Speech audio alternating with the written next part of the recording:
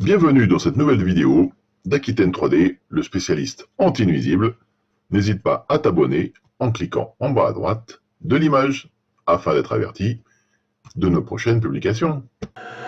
Avec la chaîne Aquitaine 3D, les nuisibles n'auront plus de secrets pour toi. Bonjour à tous, c'est Franck, votre spécialiste anti-nuisible. Aujourd'hui, on va parler des chenilles processionnaires. Nous sommes début janvier, c'est le moment de remettre en fonction les pièges qui avaient été déjà posés, en l'occurrence ici, c'est ce qui avait été le cas, qui avait déjà été posé il y a un an.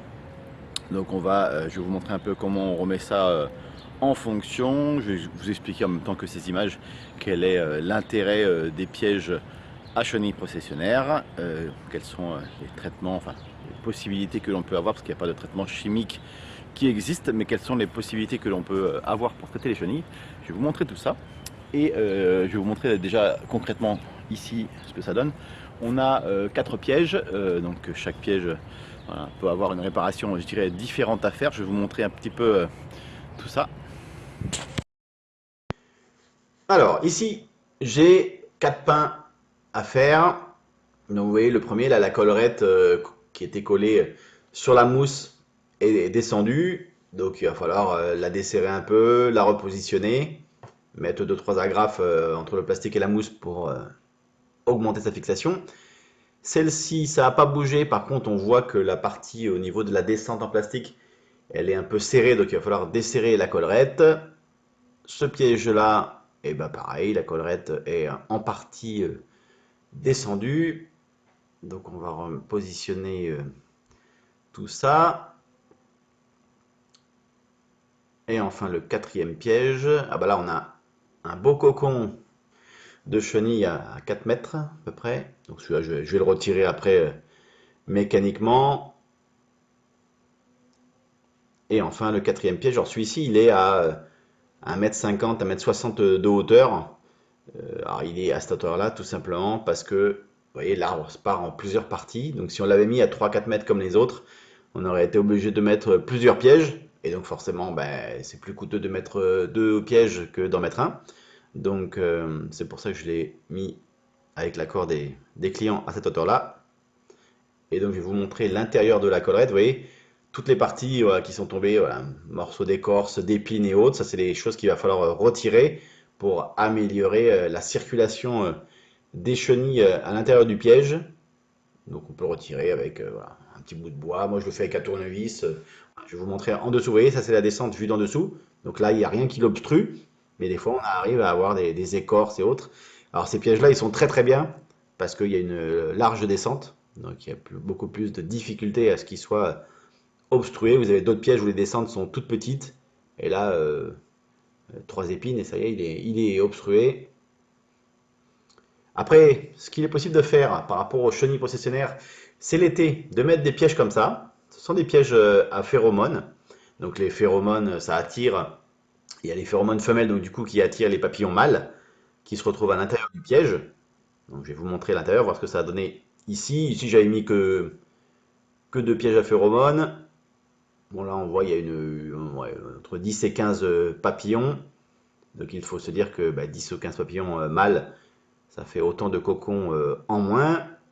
Le papillon de la chenille professionnelle ayant une durée de vie très courte. D'ailleurs, je vous invite à regarder les vidéos qui se trouvent en haut sur la suggestion de vidéos, d'autres vidéos sur le même sujet. Et donc, je vais vous montrer maintenant tout ce qu'il va vous falloir. Donc, évidemment, le sac avec marqué « Je vous protège, attention, danger, urticant » pour éviter que les gens n'y touchent. À l'intérieur, il y a du terreau. Les chenilles vont descendre de l'arbre et se retrouver à l'intérieur de ce sac prisonnière. Alors pour remettre en fonction vos pièges à éco-pièges, ça c'est dans le cas de figure évidemment où les pièges sont déjà posés. J'avais fait d'autres vidéos sur un tuto voilà, pour justement la pose de ces pièges. Donc pour renouveler un piège déjà en place, il va vous falloir, je vais vous montrer les ustensiles que vous allez avoir besoin. Alors dans les kits proposés par rapport à l'éco-piège que vous pouvez donc du coup retrouver sur mon site internet, vous allez avoir de la ouate de cellulose avec une poche à douille. Donc il va falloir diluer avec de l'eau pour faire une espèce de pâte, un peu pâte à papier qui va faire l'étanchéité. Évidemment, il va falloir des crochets, des gants, alors une paire de lunettes, tout simplement parce que ben, les poils étant très urticants et volatiles, afin de se protéger au mieux, un tournevis, une agrafeuse. Bon, moi j'utilise une agrafeuse électrique, ça c'est pour quand les collerettes sont baissées.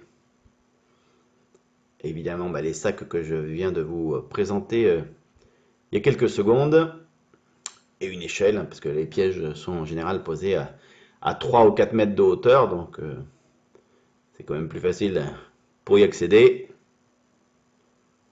Alors, je vais vous montrer maintenant par rapport, on va prendre celui-ci, qui est quasiment à hauteur d'homme. Alors, la graffeuse, je vous expliquerai après pourquoi il y a cette collerette accrochée à mon agrafeuse. Vous allez comprendre, je vous montre ça juste après. Bon, maintenant, renouvellement du piège déjà en place. Donc là, je prends l'échelle juste parce que bah, pour être un petit peu, avoir une visibilité un petit peu plus au-dessus. Avec voilà, le tournevis, je retire voilà, toutes les épines et tout ce qui pouvait obstruer la circulation des chenilles dans le piège.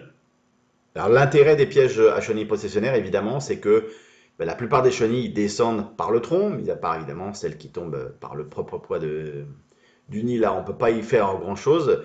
Donc la plupart des chenilles descendent par le tronc, elles se retrouvent dans cette gouttière. Et c'est important de faire une bonne étanchéité pour que aucune chenille ne s'échappe. Elles finissent par descendre par la descente en plastique que l'on a là sur la partie gauche du tronc. Et elles se retrouvent dans la poche que l'on va positionner ensuite. Elles pensent qu'elles sont arrivées sur le sol. Elles nichent donc du coup dans le terreau et vont se transformer en chrysalides bah, comme elles le feraient, comme si elles arrivaient directement en terre. L'avantage, c'est que là en plus la terre comme elle est souple, elles vont y rentrer beaucoup plus facilement. Et après, ces pièges-là, en fin de saison, moi en général, je les retire courant du mois de mai. Je retire ces poches-là, justement, et je laisse en place le piège pour l'année suivante. Donc bien vérifier une fois qu'on a nettoyé qu'il n'y a rien qui obstrue la descente.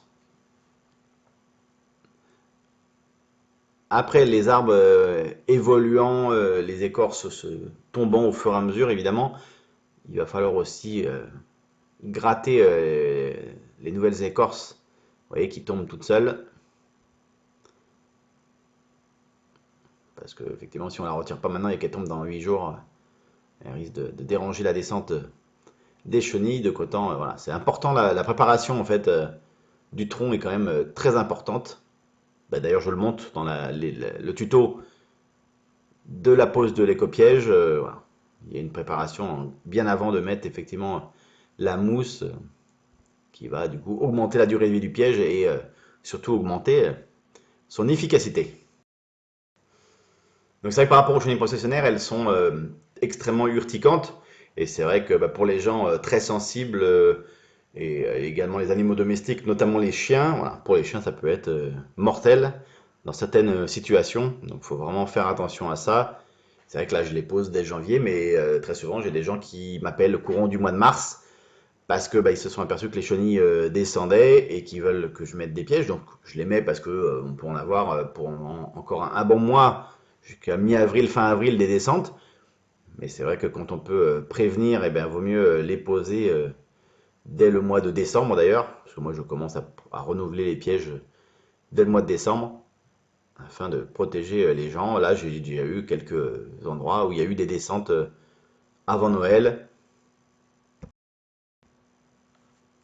Donc voilà, une fois qu'on a nettoyé l'intérieur de la gouttière, qu'on a retiré les morceaux d'écorce qui étaient susceptibles de tomber, que l'on a desserré un peu la graffe, si jamais il y en avait besoin sur ce piège-là, il n'y en avait pas besoin, on va pouvoir du coup revoir l'étanchéité.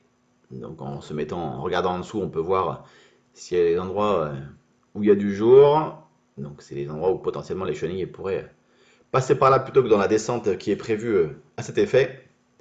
Donc le mieux c'est quand même de remettre un coup de cette ouate de cellulose avec la colle, cette espèce de pâte à papier sur tout le tour. Et après au moins on est tranquille pour l'hiver.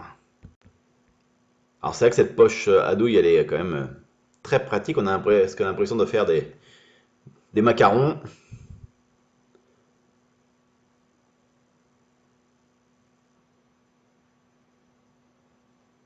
Voilà, une fois qu'on a fait ça, on va pouvoir finir du coup de reposer les crochets et le sac. Alors on peut jeter un petit coup d'œil par le dessus, voir voilà, ce que l'on pense également de l'étanchéité sur le dessus. J'ai vu un petit espace voilà, qui était un peu trop large à mon goût.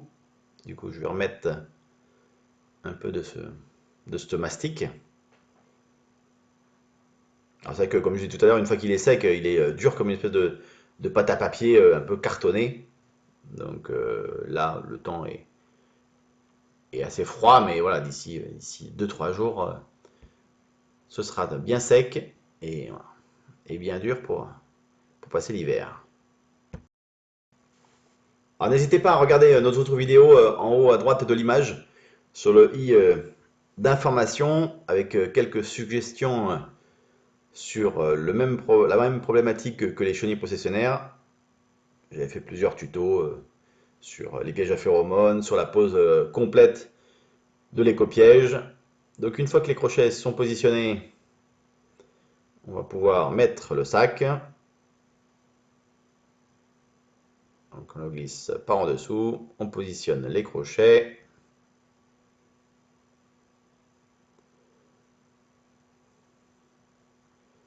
Voilà, donc la pose totale de l'éco-piège, voilà. Quand on fait une première pause, voilà, faut compter à peu près 30 minutes. Quand on n'a pas l'habitude, voilà, on peut mettre 3/4 d'heure, mais en général, en 25-30 minutes, c'est fait. Moi, ce que je mets toujours 2-3 agrafes. Ça permet de soutenir encore le sac. C'est des agrafes qui font 8 mm de profondeur, enfin d'épaisseur. Donc du coup, elles se mettent que de 8 mm dans le pain. Il n'y a aucune incidence particulière sur l'arbre. Parce que voilà, l'écorce extérieure, c'est une écorce qui va finir à un moment par tomber. Mais au moins, ça soutient le sac. Et au moins, on est sûr que ça ne bouge pas si jamais le liseré noir devait se casser. Voilà, notre piège est désormais renouvelé pour l'hiver. Vous voyez, le mastic, j'en ai mis sur tout le tour. Et puis, voilà, la graffe est bien posée. Bon, c'est pas tout ça, je vais continuer parce que j'en ai encore 3 à faire dans cette propriété. Donc pour les 3 qui restent, effectivement il y en a 2 où je vais devoir refixer la collerette en plastique. Donc même principe, j'utilise voilà, 2-3 agrafes voilà, pour repositionner parce que la partie collante elle a tendance à ne plus coller parce que les pièges qui sont là c'est le 3e hiver qu'ils sont positionnés. Donc les pièges en général éco-pièges tiennent voilà, je dirais 4-5 ans. Après ça dépend de beaucoup de paramètres, notamment l'évolution de l'arbre. Des fois si l'arbre grossit un peu trop, forcément au bout de 3 ans le piège est à changer. Là en l'occurrence au bout de 3 ans il est toujours là. Et après ça va être la mousse qui va se dégrader avec les saisons qui passent. Voilà. Mais on peut tabler voilà, sur cette période d'utilisation pour un piège. Et après il y a le renouvellement qui se fait par rapport à l'entretien. Bon allez, je vais continuer. T'entendis la réponse à la question? Pourquoi il y a cette grande ficelle accrochée à mon agrafeuse? Ben voici la réponse.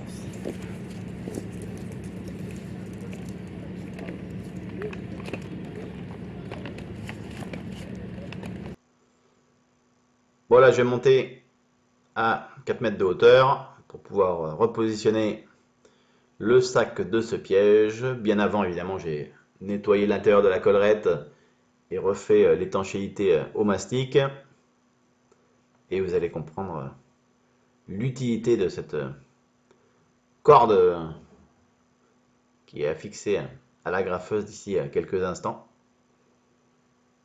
Après, quand on a l'habitude, évidemment, on essaye de faire des choses qui vont nous faire gagner du temps, nous éviter des allers-retours sur l'échelle.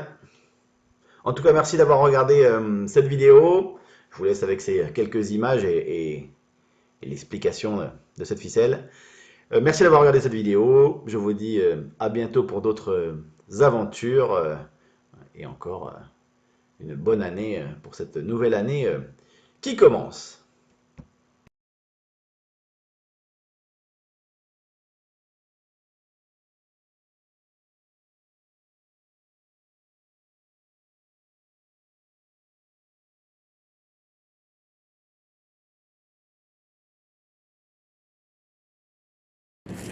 Et là vous vous dites, fallait penser, non? Bon voilà, j'espère que cette petite vidéo vous a été utile. Bon, je vais retirer mes lunettes parce que pour vous parler, ça sert pas à grand chose. En plus, il y a un peu de buée qui se met dessus. Voilà, donc j'espère que cette vidéo vous a été utile. N'hésitez pas à mettre un petit commentaire, un petit pouce bleu si ça vous a plu, un petit pouce en bas si ça vous avait pas plu. Voilà, dans ce cas-là, j'en suis désolé. Et puis je vous dis à bientôt pour d'autres aventures.